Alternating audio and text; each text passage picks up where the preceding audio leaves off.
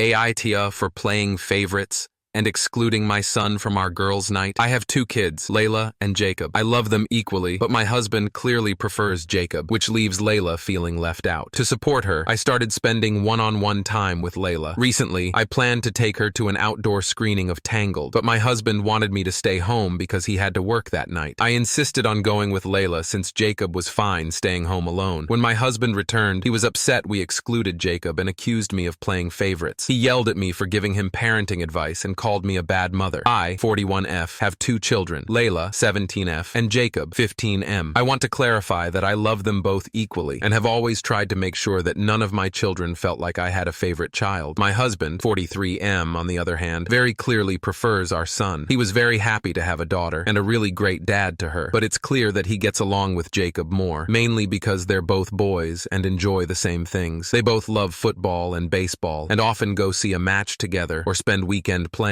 or talk about it together, etc. This became more important when Jacob got older and started getting into sports more. I get that it's easier for my husband to talk to our son about things they both love, but it's been making me sad to see our daughter excluded from their conversations or activities together. My husband doesn't do a lot of things with Layla. They sometimes watch movies together, but most of the time it's either my husband and Jacob doing something, just the two of them, or the four of us together. For that reason, I recently decided to start doing things with my daughter. Just the two of us. These past 2-3 months, we've gone to the movies, to the mall, had girls' night, went to a bowling alley, and many more things. I can see that it makes my daughter happy, so I thought it was a great thing. My husband never complained about it, mainly because we mostly did this when the boys were doing something together. A week ago, there was an open-air projection of Tangled, which has been Layla's favorite movie since she was maybe 6 or 7, and I had planned on going for weeks. The problem is, my husband found out 4 days prior that he had to go away for work that same night. He asked me to stay home and said that we could just watch another movie together, the three of us. I said no, because this night was important to me and my daughter, and our son also said that he was completely fine staying home alone and would play video games with his friends. My husband didn't say anything, but I could tell it bothered him. When he came back from his work trip, he got really mad at me and told me he didn't believe we actually went and excluded Jacob and that I was playing favorites because I decided to have a night with only Layla. I told him about how he always spent time with Jacob and asked if he really couldn't tell how Layla was hurt by that. He said that I was being ridiculous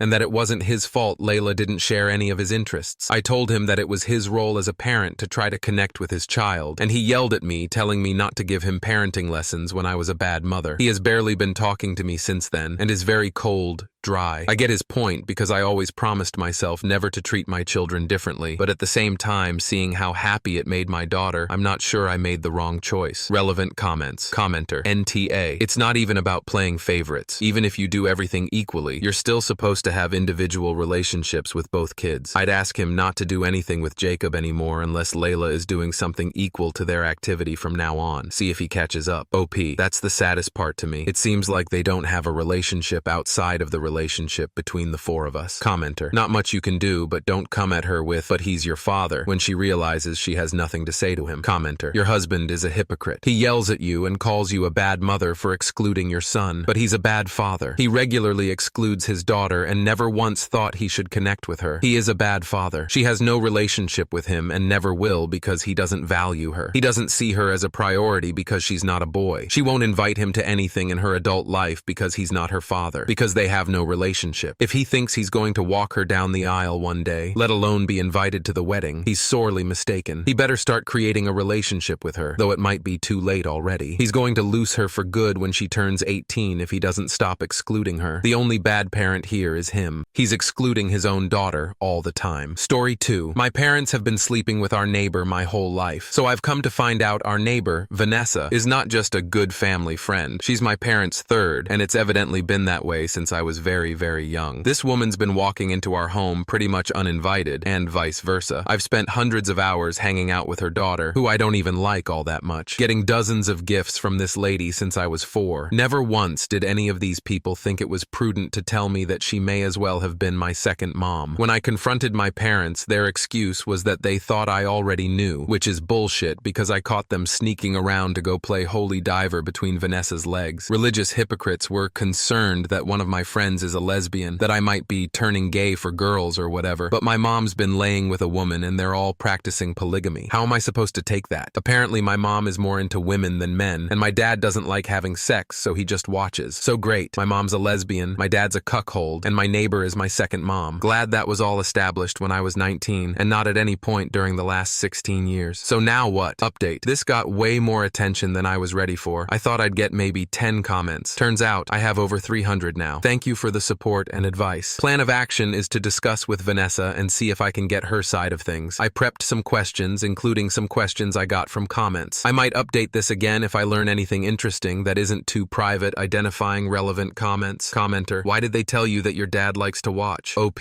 great fucking question. I wish I had an answer. Commenter: her daughter may be your sister. Commenter: rule for thee but not for me. Also, the lady's daughter is your sister. Regardless of biology, lady is your second mom. I hope you get all the therapy you need. I hope that this will help you form better relationships, romantic and otherwise. I wish all of the nightmares this will most definitely give you will end within a week. OP: if she's my sister, regardless if DNA, then I'm about to do something very immoral. Gonna tell my parents I'm hooking up with her to gauge their reactions. Story 3. AITA for leaving a drunk girl alone at a bar. This involves me, 32M, Matt, 30IM, Matt's girlfriend, Lisa, 28F, and her friend, Jane, 20s. 2 days back, it was Matt's birthday. He invited me and few of our friends to a small birthday dinner at this restaurant, which is also kinda a bar. The plan was to eat, drink, and chill. Matt's girlfriend, Lisa, also invited few of her own friends. It was a group of around 15 people. I mostly hung out with my own friends and Matt, and Lisa's friends with her. One of Lisa's friend, Jane, kept trying to talk to me throughout the evening. It was kinda awkward for me as I'm an introvert, and the conversations with her felt like they were going nowhere. At around 12, I decided to head back home. Jane came up to me and told me that even she wanted to go back home. I was like, okay, cool. Then she asked me if I could drop her off at her house. I asked her where she lived, and she told me some address that wasn't even on my way, so I told her to ask someone else to drop her off. She asked me if I was sure I couldn't, and I was like, yup, absolutely. Jane was visibly drunk, but I figured she had like a group of friends, so someone would give her a ride. Also, I was tried as fuck and just wanted to go back and sleep. The next morning, I woke up to some very angry messages from Lisa. She was furious at me for leaving Jane alone at the party. Apparently, they all assumed that since I was hanging out with Jane, I would have the decency to drop her back home. I told her that I talked to Jane for a total of like 15 mins in the entire 3-4 hours, and I don't understand why everyone wanted me to be her personal chauffeur. All of her friends obviously think I'm a huge asshole. Matt has decided to stay neutral on this. Some of OOP's comments. What does Jane think? Apparently even Jane thinks I'm an asshole for not dropping her home. I'm actually kinda stumped at their behavior, not gonna lie. On OOP's feelings or lack thereof for Jane, I'm pretty sure Jane is in her early 20s. Part of the reason the conversations were awkward with her was that she sounded like a kid to me. I felt there was a generational gap, LOL. Hooking up was out of the question. To another commenter, it felt like a generation gap to me. I'm about to be 33 and I'm guessing Jane is younger than 25. Commenter, Matt doesn't seem like much of a friend, bud. OP,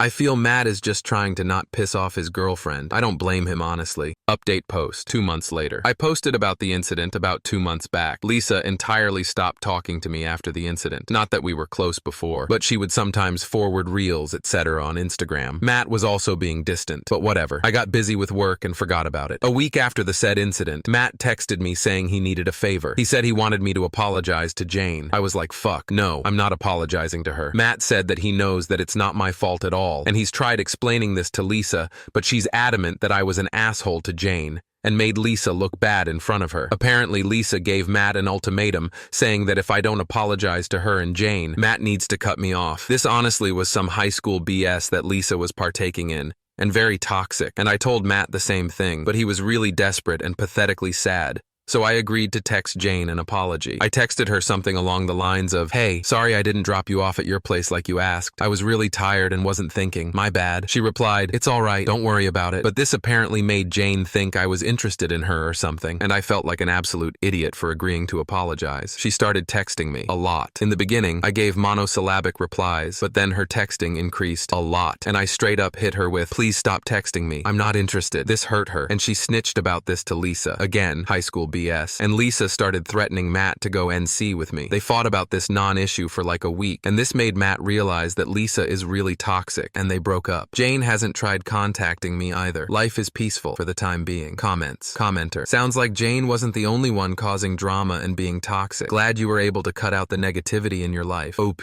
I'm glad Matt got back to his senses, to be honest. Story AITA for asking my dad not to bring his girlfriend to a football game. I, 25F, am an only child. My parents divorced 4 years ago, and I've always had a good relationship with my dad, 59M, though sometimes rocky. We've had a tradition of going out to dinner every Friday, and I've always tried to maintain a close bond with him. In 2021, I befriended June, 45F, a colleague of mine. We weren't super close, but I considered her more than just a work friend. We'd hung out, and at one point, I even asked her to lend me her credit card to buy us Lollapalooza tickets. In return, she asked to visit my family's island house, which I agreed to. I didn't think much of it when I later invited her and her daughter to the house, with my dad driving us there. Turns out, my dad and June started dating shortly after. They did ask for my permission at first, and I reluctantly said yes. But over time, I began to feel sidelined. June started coming to all our outings, even to the point where my dad wanted to include her and her kids on our annual New Year's trip. Whenever I wanted to hang out with my dad alone, he'd suggest I tag along with them instead. By October, I had enough and told him how uncomfortable I felt. His response was that they were a couple now, and I needed to accept that they would always do things together. I wasn't asking him to choose between us, just to have some time with him alone. Fast forward to last Wednesday, my dad called asking if he could bring June to our local football club game, something that's been a special tradition for us since I was a kid. I said no, reminding him that this was supposed to be our thing. He pushed back, saying he didn't want her to be alone on a Saturday night. I told him again that my answer was no. He called me spoiled and bratty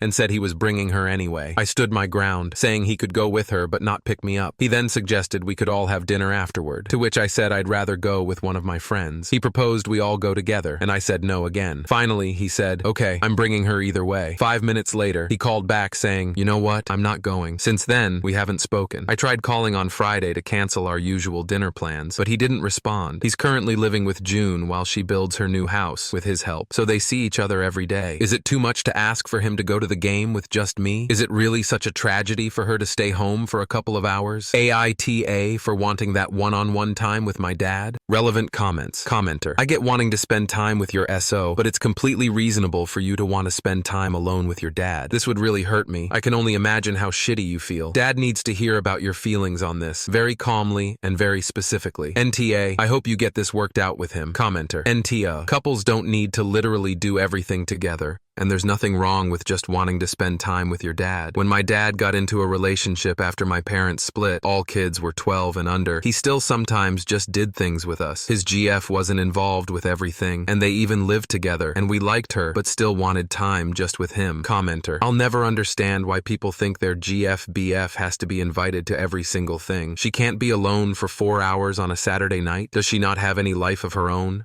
Her own friends, or even a book or TV show to occupy herself with? She absolutely can spend a few hours by herself. I wouldn't be surprised if she is the one insisting that everyone should just shut up and be a happy family without actually doing any work towards that goal, and your dad is just too weak to stand up to her. Thank you for sticking around until the end. If you liked our videos, please remember to like, share, and subscribe to keep up with our latest content. Have a wonderful day.